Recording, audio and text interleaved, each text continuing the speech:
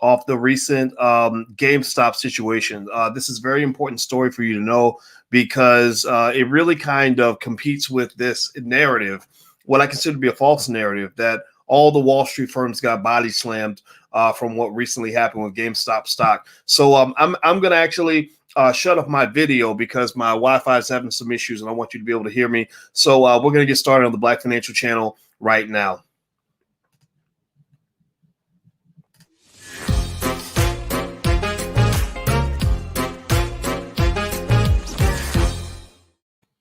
Hey, what's going on, guys? My name is Dr. Boyce Watkins. Welcome to the Black Financial Channel. That's theblackfinancialchannel.com. I want to talk to you guys about a company that made $700 million from the GameStop debacle. And I apologize for not being able to use video. We've had some Wi-Fi issues around here, so I'm just going to use video so you won't be distracted by my stunningly handsome face. Sometimes when people see my beautiful face, the ladies just start to melt and the guys get jealous. So I'm going to save you the strain of looking at my stunningly handsome face by allowing you to focus on my voice. Okay, so I hope that's all right. And I'm just being stupid. But anyway, let's keep going. So GameStop. That whole situation with GameStop, you guys know about it. We've talked about this a million times, and but we talk about it from a million different angles because I really want you to study the game and understand how the game works. And every time I see something that kind of gets me thinking, I say, you know what, I'm going to share this with the family so that they can kind of understand what I see.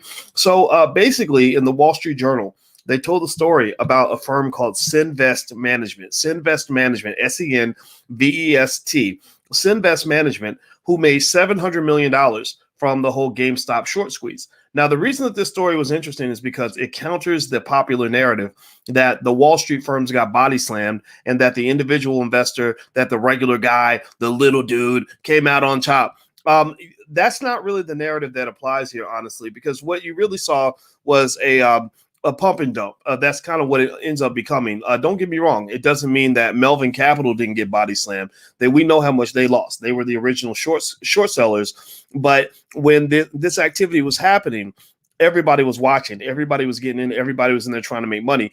And I mentioned to you guys that even I jumped in. I bought into GameStop about 113. I sold call options, which were abnormally overpriced, and I made a profit. I bought some put options to protect me from the downside, and it worked, right? But, there are a lot of people that got hurt from this. But I'm going to read to you about this company because this is an interesting story in terms of understanding the entirety of what happened here at GameStop. So hit the thumbs up button, hit the share button, hit the subscribe button. Make sure you subscribe to our channels. We're the best financial channels around, and I think that we can give you some good information. So Richard Marshall and Brian Gonick started buying shares of GameStop in September. They aren't Reddit day traders or Discord users. They are hedge fund managers in New York.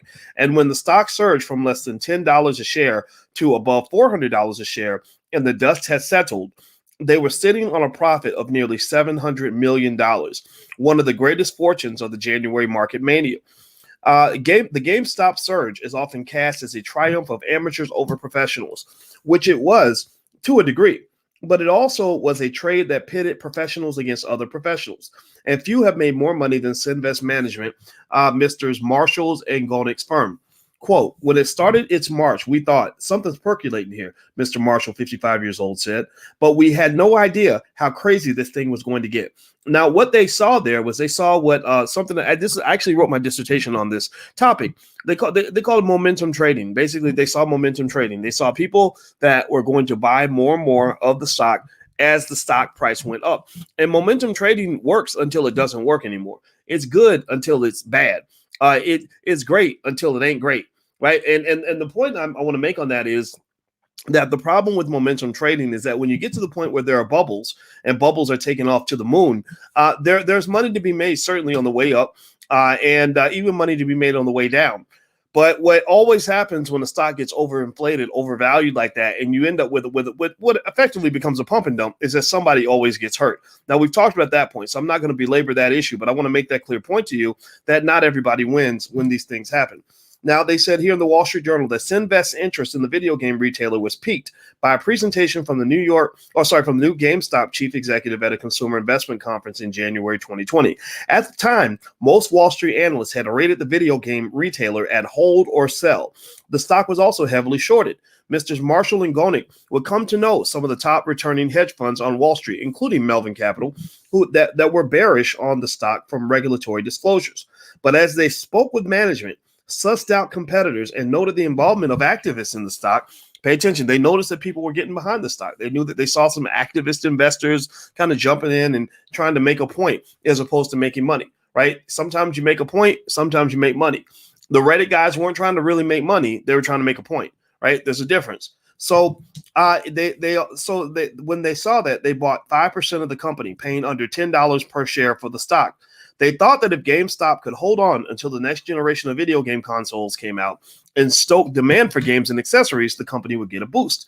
And they reasoned that if Mr. Cohen could help transform GameStop from a largely brick and mortar operation to an online gaming destination, the company could be worth far more. So Marshall and Gonick had been on the wrong end of short squeezes before Sinvest. One case was with opioid maker Insys Therapeutics. Though they ultimately made money on their short position, GameStop stock could soar if it caught up in a situation in which its rising price forced bearish investors to start buying back shares to curb their losses, they thought. So one thing that they saw was they saw that with a short squeezes are great when you can actually make the squeeze work.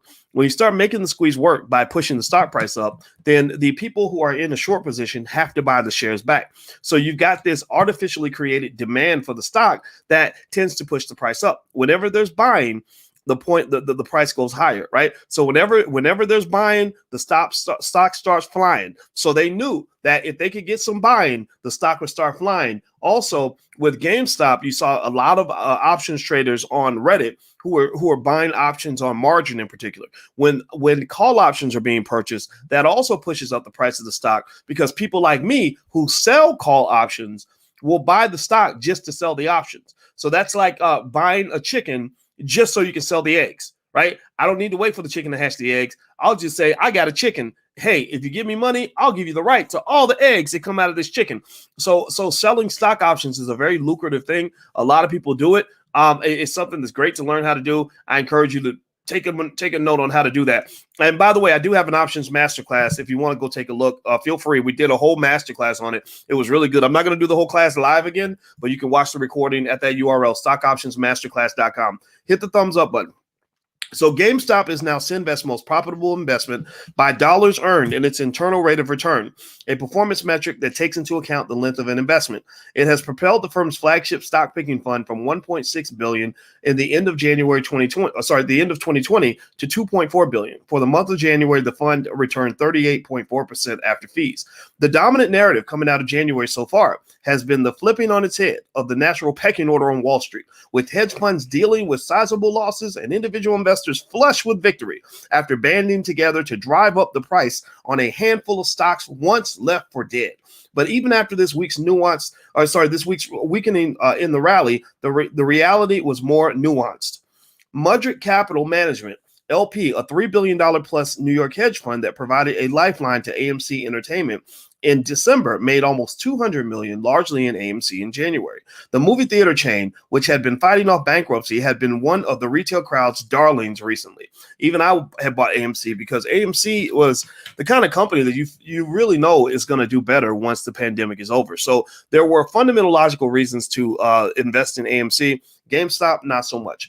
Plus Tick Management in Charlottesville, Virginia, which runs a stock and bond picking hedge fund that manages about $120 million, gained 20% in January, said an investor. Part of its gains came from an existing stakes in companies, including BlackBerry and beleaguered shopping center owner Macerich Company.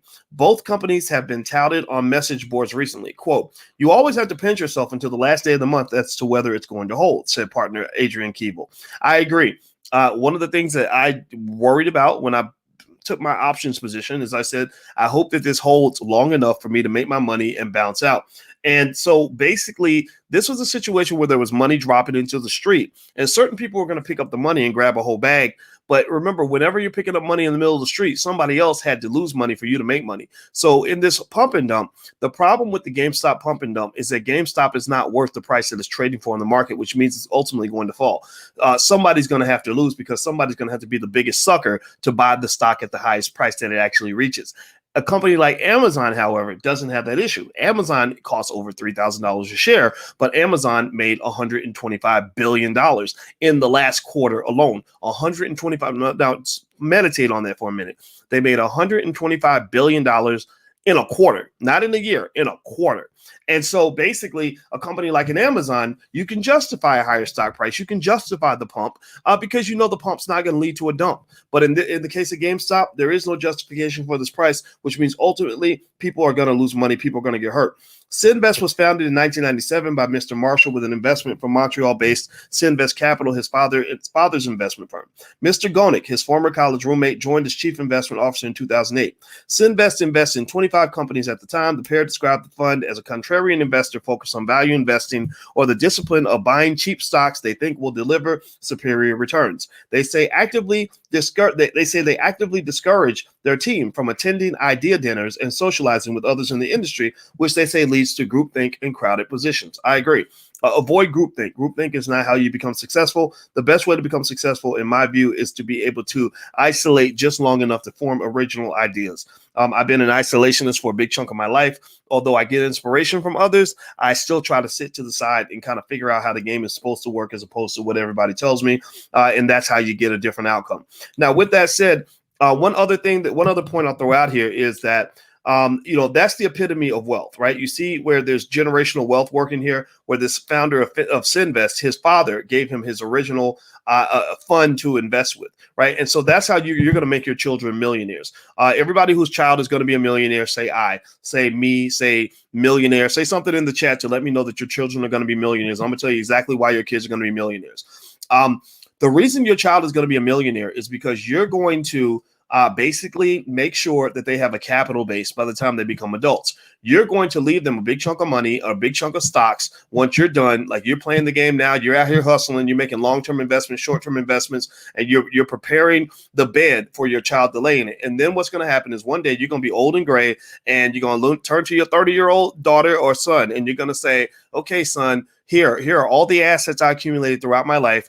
We have trained you on how to invest properly. We've trained you on how to move assets. You know everything you need to know about stocks, bonds, options, real estate, entrepreneurship, private equity, and everything else. And now, son, I don't want you working. You're not going to work for anybody because working for other people is for suckers. That's what we did in the previous generation to build the capital base. Now I want you to manage your assets.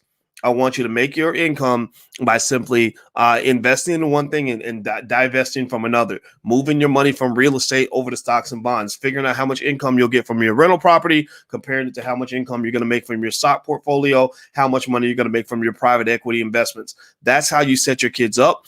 You set them up. You don't set them up by setting them up with good jobs. You set them up where they're at a point where they don't need a job, where literally they're giving jobs. They become a job creator, which is the epitome of what I refer to as an economic God.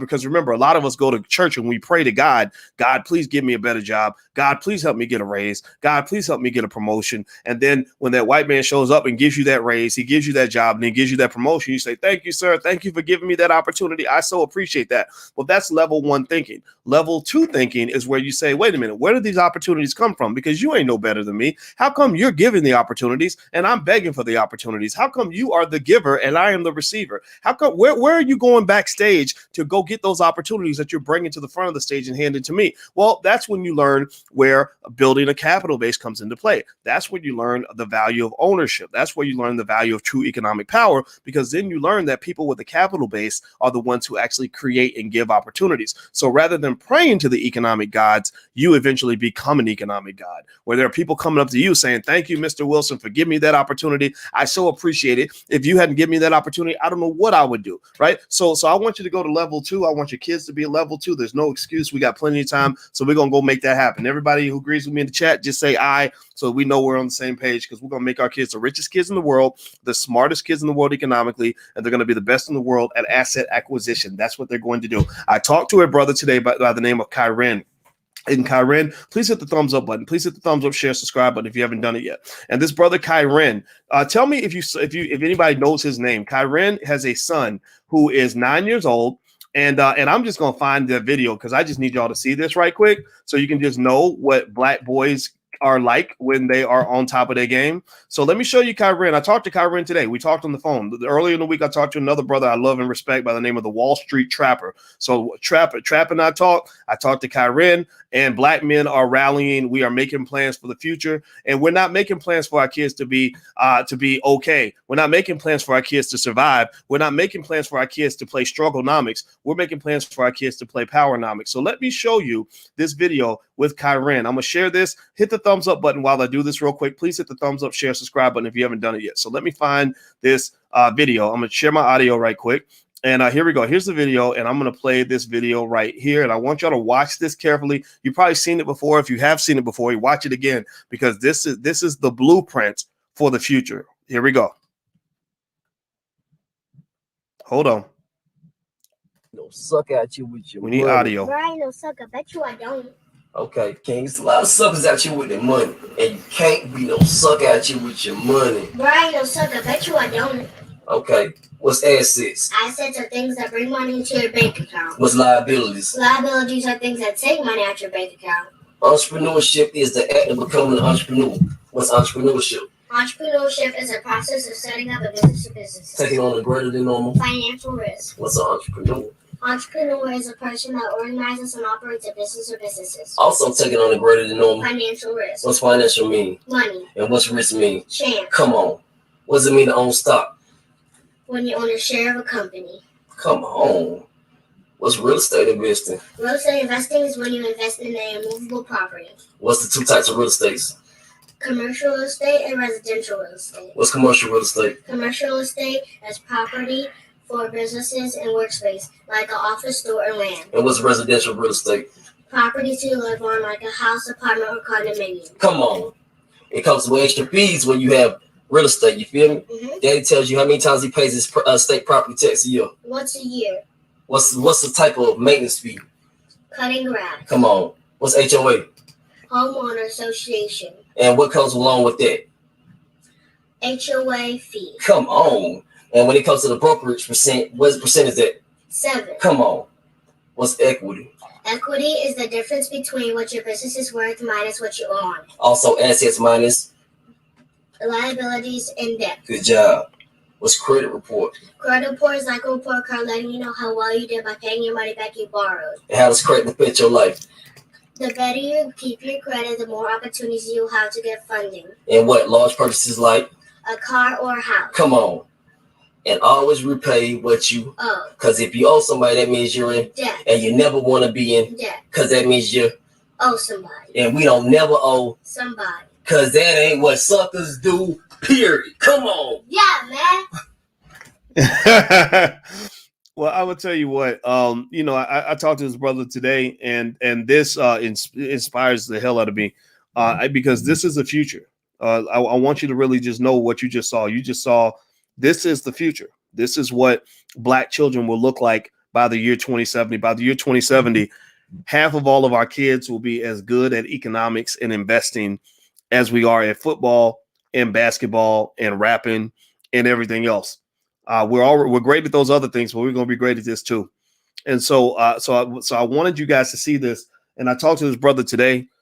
He actually came out of the Black Business School. I didn't know he was taking classes in the Black Business School.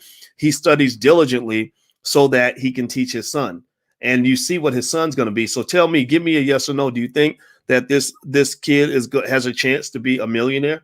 Give me a yes or no. Do you think this kid's going to be wealthy when he grows up, or you think he's going to be broke? What do you think the outcome is going to be when you got a kid who's not even 9 yet, who's talking like that? Do you understand? See, this is where millionaires come from, people.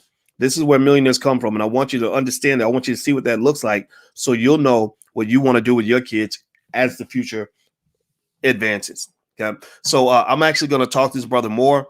I love what I see in the community. I am honored to have played some small part in all of this, because I believe that when you talk about the Black economic revolution, people, this is going to be something Black people are going to be talking about for the next 300 years. This is where it began. This is where we took it to the next level. This is when Michael Jordan finally won their first championship after getting knocked out of the playoffs every year. This is where we take over. All right. So anyway, I want to give you guys, if you want to actually get started on stock market investing, we have a free Black Stock Market Challenge right here. The URL's on the screen. You can go to the blackstockmarketchallenge.com. It's a 5-day stock market challenge where every single day I will give you some challenge that I would like for you to pursue that will make you better at the stock market. And so I'll actually show you the page for that real quick so you can take a look. So here's the Black Stock Market Challenge. You'll get here. It's totally free. It's a 5-day challenge. And basically on day 1, we're going to talk about choosing the right app.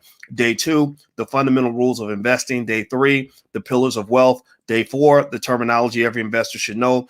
Day 5, 5 mistakes that will kill your wealth. So if you would like to do the Black Stock Market Challenge and step your game up, it's totally free. You can go to theblackstockmarketchallenge.com. The URL is right there on the screen. That's theblackstockmarketchallenge.com. Okay, guys. So I'm going to head on out of here. I love you. I wish you the very, very best. I hope you make $1 trillion. And it was fun talking to you. Thank you for listening. Have a good night. And hit the subscribe button on your way out the door. We'll be back very, very soon. Talk to you later. Peace.